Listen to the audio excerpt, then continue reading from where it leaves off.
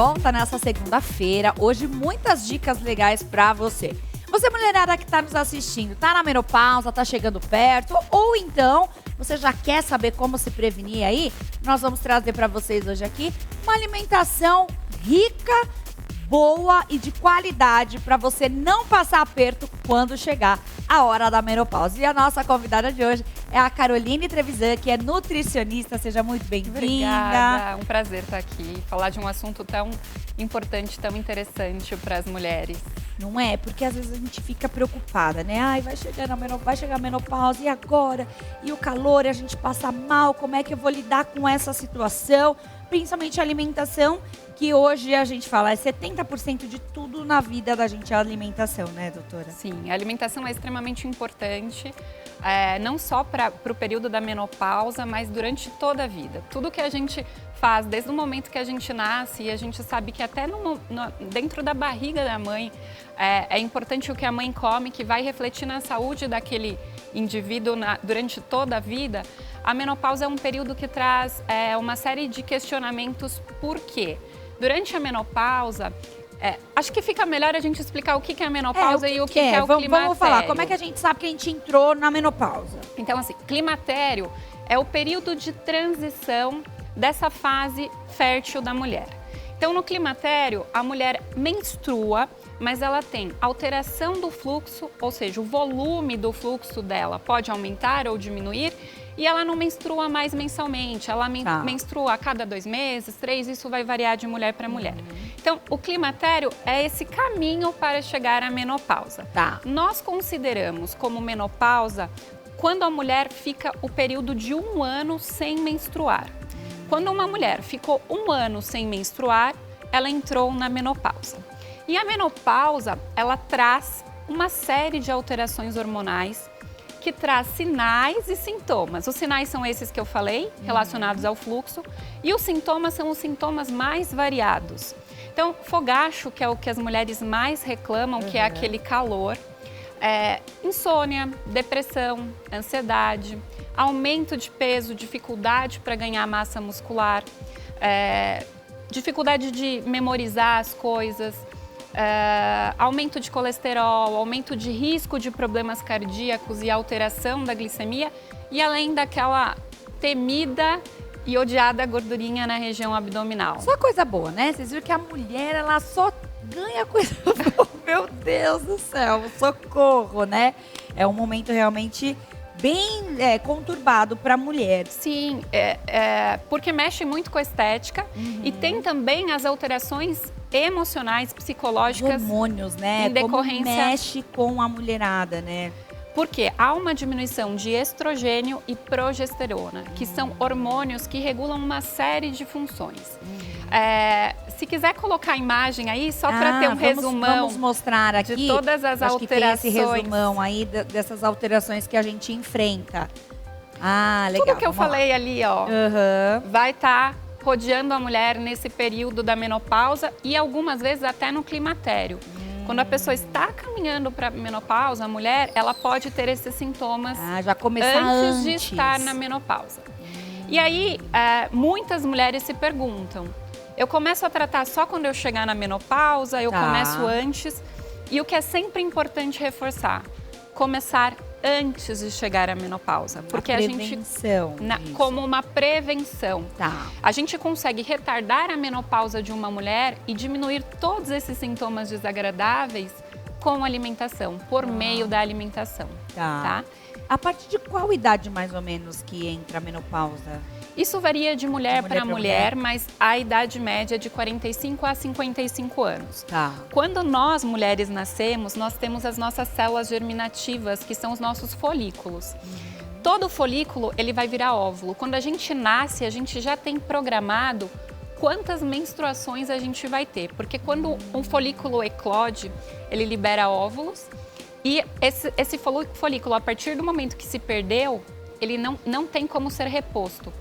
Então, isso depende, o período da menopausa, da data da primeira menstruação. Então, se essa mulher menstruou muito jovem, ela vai ter uma menopausa mais cedo. Se menstruou um pouco mais tarde, a menopausa pode ser mais tarde. Óbvio que existem fatores externos que podem retardar a alimentação, por exemplo, ou podem acelerar a menopausa.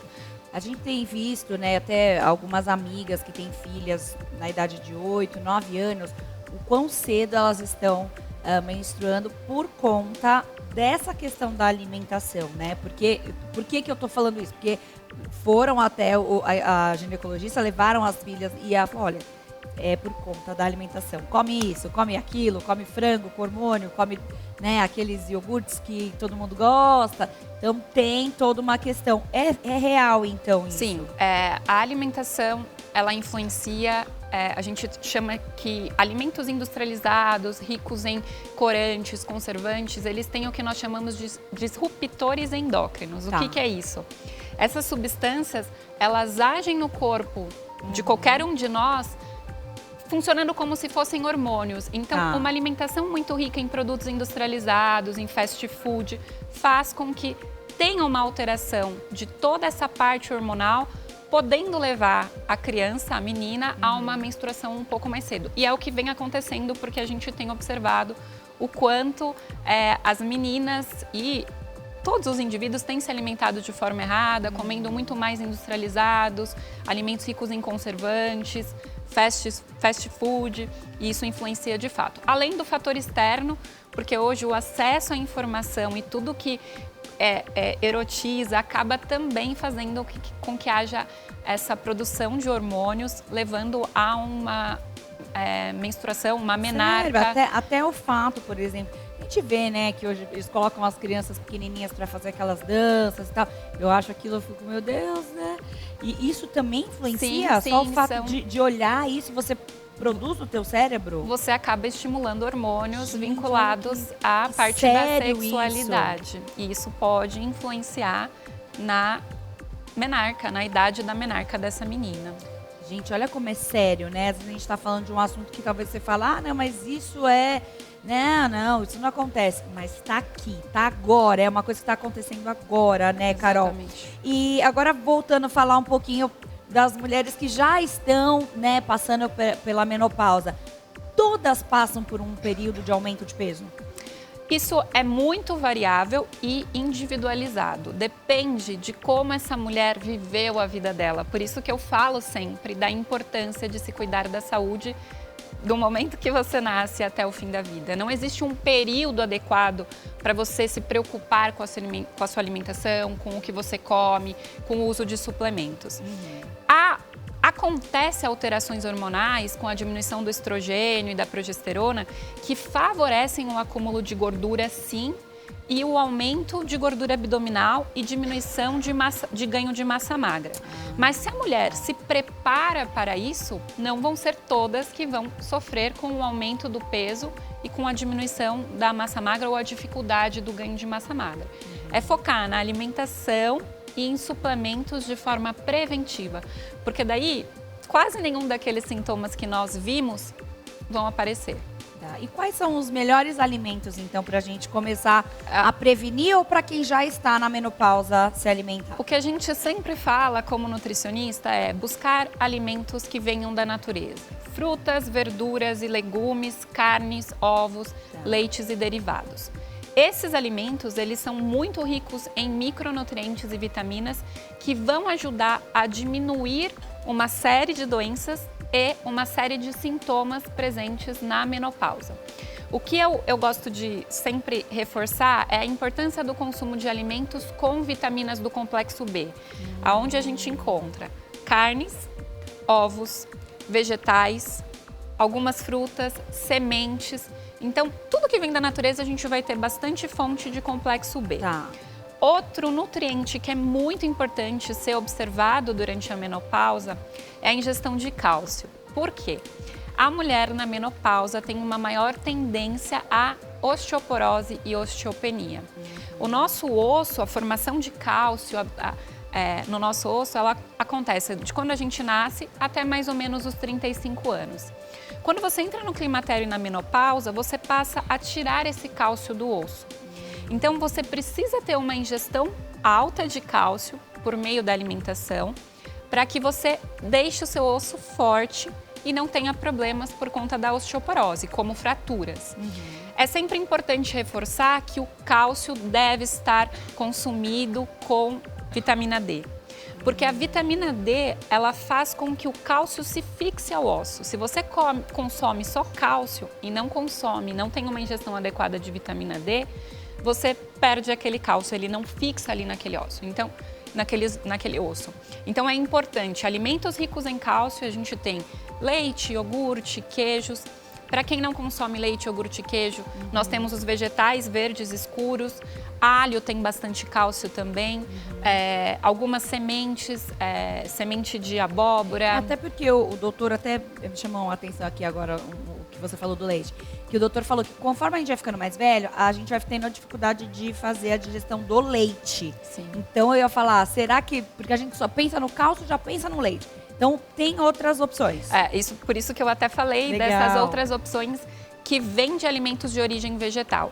Os vegetais verdes escuros, semente de girassol, de abóbora também. Adoro semente de abóbora.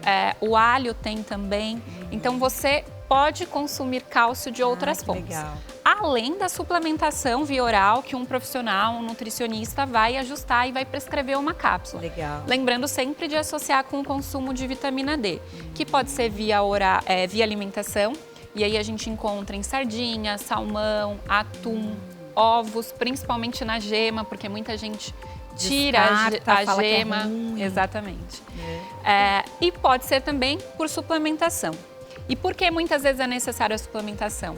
Porque a vitamina D depende de exposição solar para ser metabolizada. Verdade. E nós, principalmente quem mora em São Paulo, a gente tem informação de que 88% da população de São Paulo tem deficiência de vitamina D. Então, às vezes não é só pela alimentação. É importante que se faça a suplementação de vitamina D também. Sim. Outro nutriente extremamente importante, na verdade não é nenhuma vitamina e nem um mineral, chama-se fitoestrógeno. O que é fitoestrógeno? É uma substância que algumas plantas produzem e essa substância ela vai agir no nosso corpo como se fosse o estrogênio, que é aquele hormônio que diminui. Onde nós encontramos os fitoestrógenos? Na soja, principalmente no miso e no tofu. Porque o miso e o tofu são fermentados e eles têm uma maior quantidade de fitoestrógenos. O que eu sempre reforço se puder consumir a soja orgânica é melhor, porque a soja é transgênica. Mas é um alimento que tem uma substância similar ao nosso hormônio feminino que está diminuído na fase da menopausa. E o estrogênio é importante também porque ele regula uma série de fatores vinculados à emoção, à parte psicológica.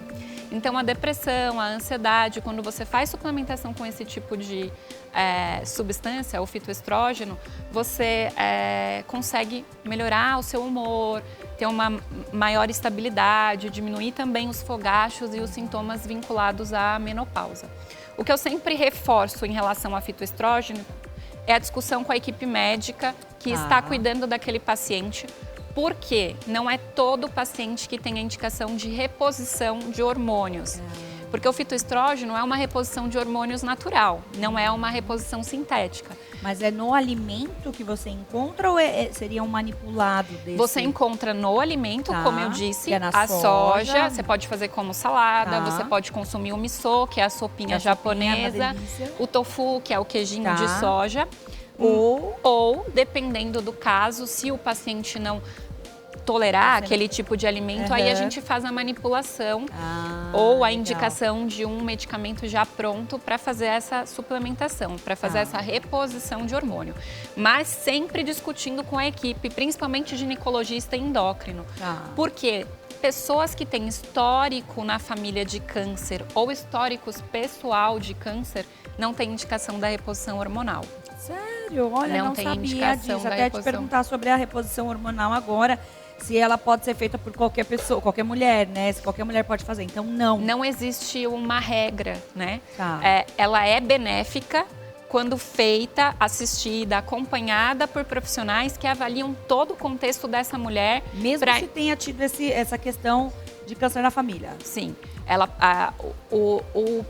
a equipe ela vai avaliar custo-benefício, né? Então, vamos supor que é uma mulher que está com uma qualidade de vida muito ruim por todos os sintomas decorrentes da menopausa. Tá. Então, ele vai avaliar para ver se vale a pena essa reposição ou não.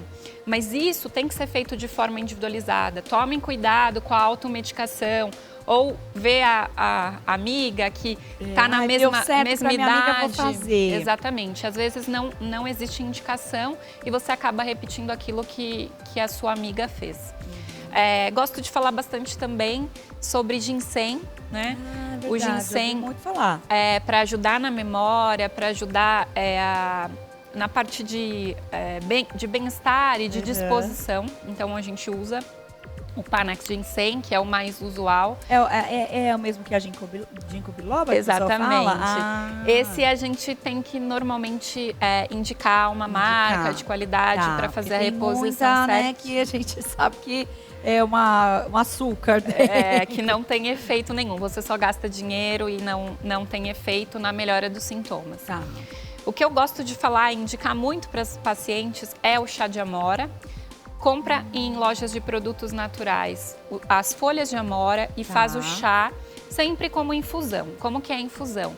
Você ferve primeiro a água para depois você pôr a erva, depois que você desligou aquela água fervida, você põe a erva, tampa e aí você consome aquele chá. Legal. Quantidade: 1 colher de sopa de folhas de amora para 600 ml de água, tá? O que eu oriento? Quando a paciente está com muito sintoma, com fogacho, consumir 3 vezes ao dia. Quando não tem sintomas muito intensos, 2 vezes por dia é suficiente para diminuir esse mal-estar, essas sensações incômodas da mulher. Pode usar para TPM também esse chá? Sim, pode usar. Porque, na verdade, a menopausa nada mais é que a gente não tem na TPM os fogachos. Sim. Mas é muito parecido com os sintomas da TPM. É quando o óvulo quando o nosso ovário ele entra em uma falência por não ter mais folículo. Então, os sintomas são bem parecidos. Então, na TPM ajuda também, porque você tem o aumento do estrogênio, que é o hormônio que está mais baixo. Tem algum outro chá que é legal também indicar para quem está passando pela menopausa ou esse é o principal? Esse é o que a gente tem. É o que realmente tem funciona. outros chás, sim, que podem ser indicados, mas o de amora é o que a gente sabe cientificamente, por meio de estudos, que tem muito efeito na diminuição dos sintomas da menopausa. Importante falar sobre ômega 3 também, que é excelente. Triptofano, que a gente encontra também na banana, na aveia, no abacaxi e, como nem tudo é ruim, no chocolate 70% cacau, a gente encontra triptofano. Esses alimentos... Só no 70 ou tem no normal também?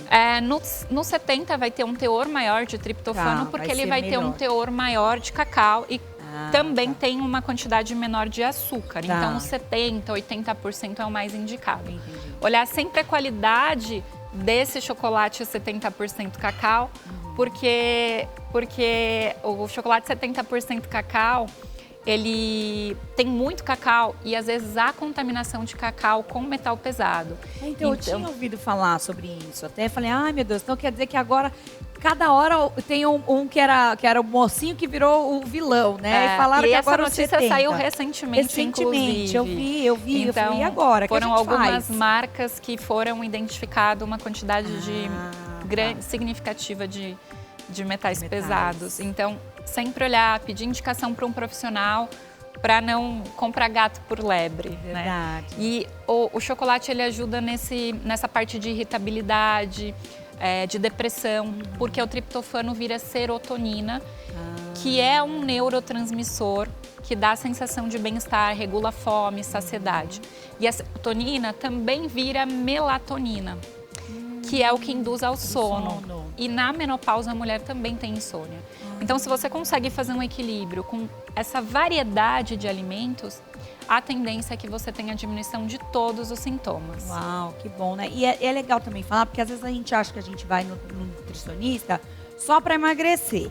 E o nutricionista, olha só a quantidade de conteúdo que a doutora Carol trouxe aqui pra gente. Então, vá ao nutricionista não só para emagrecer, né, doutora? Mas também para você ter uma qualidade. Eu quero ter uma alimentação melhor, eu quero novas receitas, eu quero novas marcas. O nutricionista também traz esse conteúdo bem melhor, né? Porque às vezes a pessoa não quer fazer dieta, a pessoa tá bem, mas ela quer comer bem.